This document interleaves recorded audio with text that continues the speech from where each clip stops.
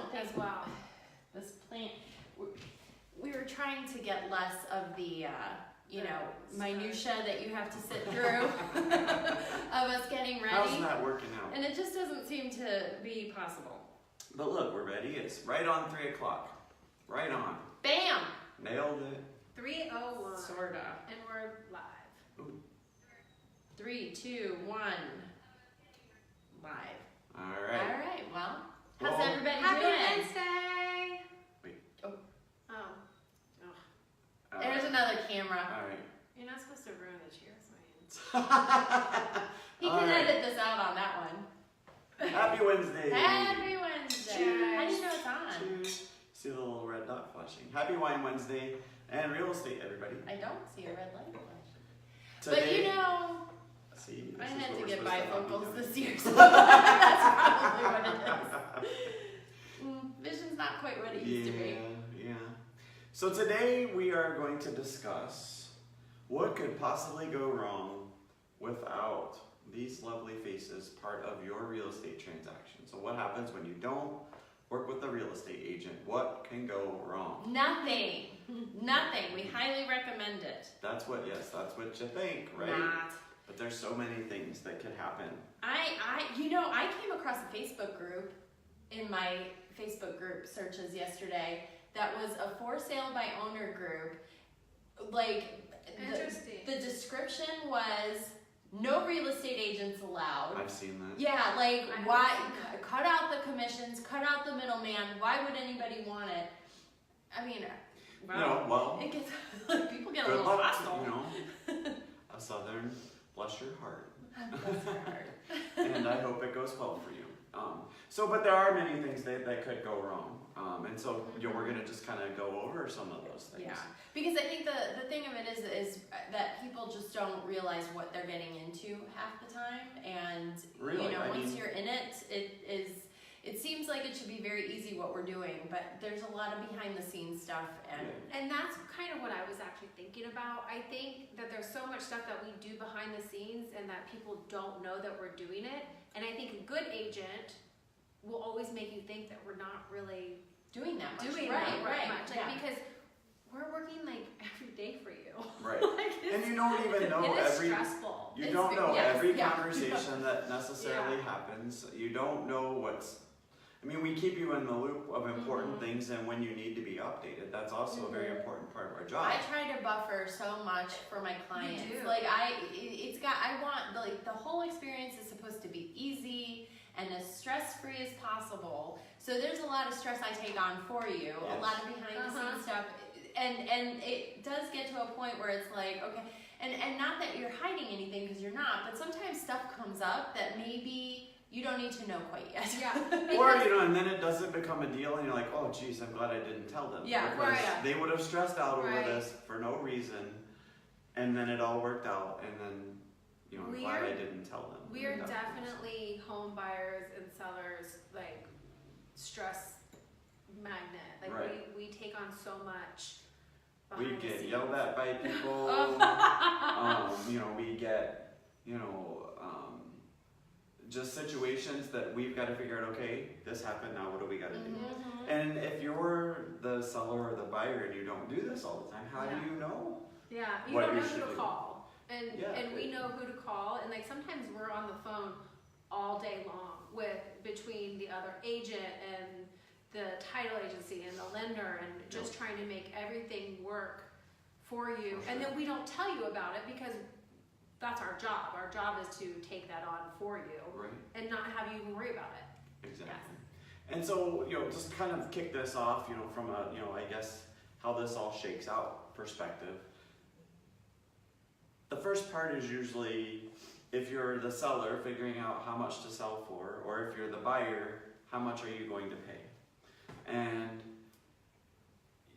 obviously there's the steps leading up to it, finding the house and all that. These days, everybody starts their search pretty much online as it is. So you can kind of start that. Well, the biggest thing I think that is a misrepresentation for people, consumers, buyers and sellers, is calling a spade, Zillow is the search engine. I mean, that's where everybody goes, and they have that Zestimate. And you know, it's not correct. I don't know how many times a day we say that, but, and, you know, what, ad nauseum? What was the one you said that one day? Oh, I know, goodness only knows. Anyway. Anyway, we you know, it's just, it's not a correct number. So people think, oh, well, I'll know market value. I'm just going to look at the houses that sold, and I'm going to look at those estimates that are on there. You know, that's not Those aren't what realistic. It is. No. And Nebra's watching. Hi, Nebria. So even looking at the different homes that have sold, just because a house that was next door to you doesn't necessarily make that a comp for your house. Right. Is that house the same style? Is it close to the same size? Is your lot the same? You know, there's all of these factors that go into it. So you may not find that to be a good comp for you. Sure, it's great that it's right next door, and that's a great place to start, but that's not necessarily the be-all, end-all. There's a lot that goes into pricing, and, you know, obviously we're not going to bore you with the details today, but it is necessary for an agent and an agent's knowledge to get correct pricing, A, for the listing, B, for your offer. Now, in some markets, like the sellers markets we've been having, it's kind of like, you know, comps are out the window. It doesn't, you know, in that, you know, the house is going to sell what the house is going to sell for it. People are going to write offers above list price. That's what's going to be accepted. People are going to offer to pay the difference between appraisal and whatever. But, you know. And how do you know what terms, if you don't have an agent though, how, you know, if you're a buyer or a seller, how do you know which of those terms that you need to have in your contract? Well, you don't, and you don't, you know, if you're a buyer going unrepresented to an offer, you know, there's a lot of things you can add into an offer that aren't just in those pieces of paper that are an offer that I don't know where you even found it. Right. You know, that you Googled and found the paperwork, but you so know. that really is the beginning of it. Yeah. Is, you know, I mean, the home search part of it, you can do a lot of that online. But when the rubber meets the road and it comes down to actually buying the home, pricing is one of the most key elements because the buyer doesn't want to pay more than they have to, and the seller wants to get as much as they can. So, question, I guess, what would you say to a seller that was like, oh, well, I'm just going to have an appraiser tell me how much my house is worth, rather than hire an Let's agent? explain. Let's talk about what appraisal actually means. Yeah. So an appraiser typically is pricing to make sure that the home's worth Whatever the offer is. you know what you know, or that the buyer's not overpaying and that the lender, you know, they're basically ensuring that their asset, you know, they can recover it if you stop making your payments, basically. And so that appraiser isn't necessarily from the get-go a good person, I don't think, to work with. You know, I just had an appraisal, you know, for a home equity line, and I always feel like the appraisers, it is kind of tailored to like, okay, can I justify this purchase price? Because they look at they look how we price the house, and I think that they take that to a large account because they have that purchase contract, so they're kind of using our knowledge to make sure that they agree with our knowledge. Exactly. I would say. Yeah. So you know, and the other thing that people will do was, okay, well, I've already figured out all the price. You know, I'm happy with what the buyer gave me as the seller, and I'm happy as the buyer to pay this amount. So I'm just going to hire a real estate attorney, you know, instead of a real estate agent. And a lot of times what I find is people have an attorney friend or a relative, you know, that's a lawyer, and they end up using that person. Well, inevitably it seems like that person isn't even a real estate attorney. Right. So real estate attorneys really get involved in these situations when something has gone wrong. You know, it's like, you know, so there's, you know, if you don't use an agent, you get later, you're going to get sued. That's when a real estate attorney really gets involved with these things. They're not necessarily, and especially attorneys that aren't real estate attorneys, and even real estate attorneys that are local versus in another city, state, you know, whatever. They really need to be nuanced with the contract that we're using here in your local market. Well, I think so. It's not even, I think, the right answer, and I'm not sure you're going to save that much time, because if you're going to use them for every element of the negotiation part of this, you're spending $250 to $350 an hour, you know, and as a buyer, your commission's paid by the seller's agent. So now you're paying an attorney to do your contract. So now you're not saving money. You're throwing money out the window. Yeah, I mean, now you're paying, whereas before you didn't have to. I think the biggest thing that we get is sellers don't want to use agents. They want to Yes. do for sale by owner. And what you said also is if you do hire an attorney as a seller, you also have to think like they aren't really going to be negotiating for you. Right. They're No, just they gonna- won't. You know, the thing that I've run into too is that people know someone in title, and title companies will say, "Oh, you can do this on your own. We'll walk you through this." Well, here's the thing: title company knows the title stuff. They're not as familiar. So there's a lot of legalese, and we're not allowed to practice legal things. We're not attorneys. We're not allowed to do We're that. familiar with our contract, and we can tell you what stuff in the contract Right. generally means, can and you add have a things right too. in there to go get an attorney to, Right, if of you course, want always. a professional legal Yes. opinion. But this is the contract we're dealing with every day. The thing of it is that there is stuff that you will, there's things you can say, there's things you can write, there's things that are interpreted that can get you into trouble. So as agents, being the middleman or the buffer for you, we're able to protect you Right. in that sense. And I think the biggest word you just used there is buffer. Do you want to be talking directly with the seller or the buyer yourself? This is an emotional process. I used to work in commercial real estate, and that's all about money. So there's no emotions whatsoever there. Right. Here you're talking about a home which you've looked at that you like enough that you want to write an offer if you're the buyer, and you've already started to form that emotional connection that's seeing your family or yourself living in that house. And then if you're the seller, it's one of your most prized possessions. So if you're going to be emotional in this, we're also a buffer to help remove emotion. from Well, the and I situation. think, on the surface it seems, oh yeah, I can get that negotiated. Oh yeah, the inspections, I'll just tell the seller what they need to repair. Well, Right. first of all, if you were unrepresented or you were the seller, are you going to want to hear or say what's actually wrong? As a seller, as Wayne said, that's your pride and joy. That was your house, and you And may have everybody lived with thinks something. their home is the best home since Yeah, the and beginning of time. I right? know, and you kind of So- have to bring it's hard to bring people back down to reality a little bit, but You want an agent to be honest with you, though. Yeah, we have to be honest. Right. there may be something that you've lived with for 15, 20 years in that house. never noticed. Well, for instance, the seals on our windows, we're getting that repaired in the next week, but who cares? Whatever. But a buyer's gonna tell me and I'm gonna be like, The buyer's just seeing Yeah. not only are the price Yeah. they're paying for the house, but they're seeing everything Yeah, they've got to They're spend money seeing on. chips in your trim and things Right. that we notice because I don't notice it at my own house. I do, but but you know what I mean? but it's easy to ignore. yeah, It's easy to be Well- like, I've lived with it, they can live with it too. I'll get to it Yeah. at some point. Well, I always think like there was I think it was a Home Depot or Lowe's commercial or one of the home improvement stores, and it went through all of these scenarios. Like there was a man laying in bed, and you could hear the drip, drip, drip noise, and it was coming from a faucet in the bathroom that he needed to replace. And then there was a woman, sitting, and she's just like staring at the wall with a hole in it, and it becomes the boiling or the tipping point, right? Right. It's like where you just can't take it anymore. But you live with it for years because Kind of my it's house like, right now. well, you live with it because it's like, I'll get to it Yeah, someday, right? yeah. But when you're selling, you probably should address, those kinds of things that's going to dissuade a buyer. The biggest thing I think of too is radon. Sellers may not have the system. They may Right. not want to install the system and spend the money on it. Mhm. So how are you going to deal with that kind of negotiation? Well, the entire part of the inspection.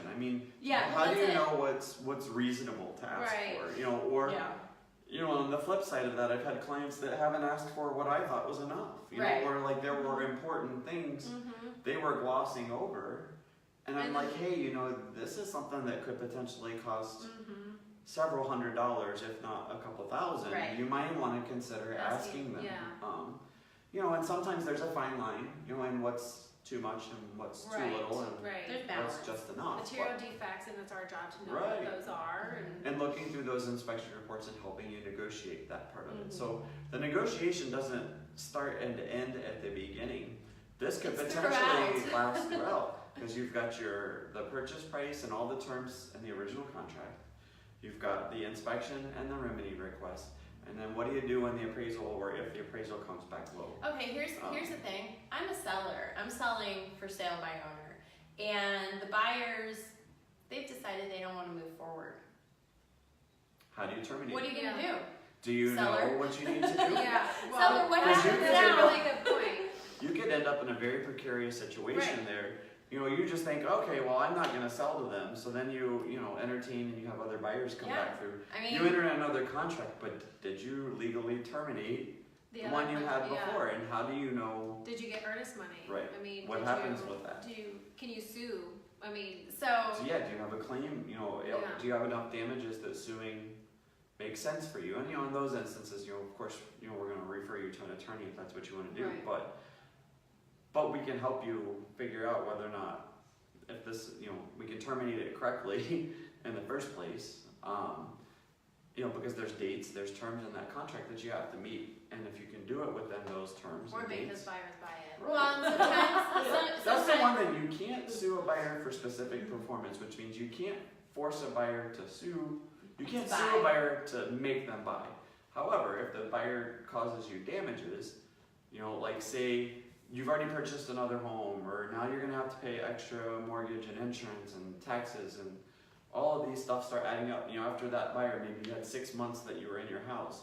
Now you're starting to rack up some, damages that if that buyer didn't perform per the contract, that possibly you should talk to an attorney about recouping some of but your- are you gonna know that? Right. Right. That's the thing. Yeah. Or you even know how to read a contract. Right. Probably not. Are And you gonna it's- read the contract? it's- That's the big Let's be thing. honest, it's 13 pages and it's Yeah. not the most It's exhilarating, legalese, it is yeah. blah, And blah, like again, blah. you could hire an attorney, but sure. And sometimes that is the You're right not saving answer. money Right. in that case. right, You're still spending because money. they're gonna have to read that whole contract, and then they're not gonna really be able to advise you like, hey, you don't want that long of an inspection period or request a Right. opening period, or this date doesn't look right. Because that agent that wrote, assuming that an agent wrote the contract, that agent doesn't work for you. They work for their buyers, and they're gonna try to get the best deal for their buyers. And sellers, buyers often think, well, if I don't have an agent, I'm just going to go to the seller and say, hey, I don't have an agent, so why don't you knock 3% off the Right. price for me? Well, Doesn't more work than that likely, way. there should be a listing agreement in place. And the agent on the other side is entitled to the commission spelled out per that agreement. So most of the time what happens in that scenario is the listing agent is now going to get 100% of the commission that would have paid for your buyer's agent. And now not only are they getting that money, but they're only looking out for the seller. They're not looking out for you as the buyer. I mean, they've got to be fair and honest, but you start talking and say, hey, I love this house so much. I would just, no matter amount of money, I just want this house. Well, they don't owe you confidentiality, so they could go to their seller and say, hey, these people told me they're willing to spend They're gonna spend anything. because I want this All house the that monies. bad. But Yeah. so Or if they have it on their Ring doorbell. Yeah. Those And are you gonna know not to talk when you're in the house? Because guess what? You are very likely being recorded. right. Oh, these days you can almost. It Yeah. seems So almost it's inevitable. supposed to be disclosed, but oftentimes the agents may not know. Right. Yeah. Yeah. So I mean, there's numerous things that can happen, and I mean, I think that the moral of the story is, you're better off with than without an agent, and someone that's representing your interests versus the other side. And I mean, honestly, I feel like we are so many different. We have so many different titles. Like, we're like a therapist and a teacher. Oh, sure. Oh, that's what I tell every new agent. Yeah. You know what I mean? Like, we are and I mean, I'm I equal get parts texts sales, realtor, psychologist, therapist. chauffeur, whatever, Yeah. so And it's I mean, like, and I'm speaking, I assume for most agents, but I mean, we're there 24/7. Like, I have clients calling and texting me late night, early morning, oh, and this my is a job 24/7 business. you don't have to find the answer for yourself because I find it for you. Yeah, Well, most of the times you already know it. Right. And I do want to clarify. I mean, it's not because we're real estate agents that we're pushing so hard to try to Right. get you to understand why an agent is important. We know the pitfalls. We've seen horrible scenarios happen that legal problems. And we can't Just avoid. stressors. We can't avoid all of Overpaying them. for the house. Yeah. You close and someone's like, you paid what for this? Like, The joy of my job and the reason I do this business is because I want to help you invest your money. Right. I want to help you get to the closing table and have it be successful and have it be easy. It has nothing to do with money. I mean, if we're gonna say, if anybody owned a business to try to make money, you know what I mean? It's not. Right. It's not about that. It's Yep. really about caring for your client and wanting Putting to your see it be a interests first. success. Yeah, Yep. yeah. so moral story, don't do it. Hire an agent. Don't do it. Hire an agent and you won't regret One it. for And 43 homes. I think that I've had so many people who said, thank goodness I had you, because Yeah. I wouldn't have been able to do this otherwise. And That's the best compliment that I think we as Oh agents yeah, can yeah, get. absolutely. Yeah. Absolutely. So I think with that, It's a we've wrap. enjoyed this edition of Wine Wednesday You guys Real have Estate. questions?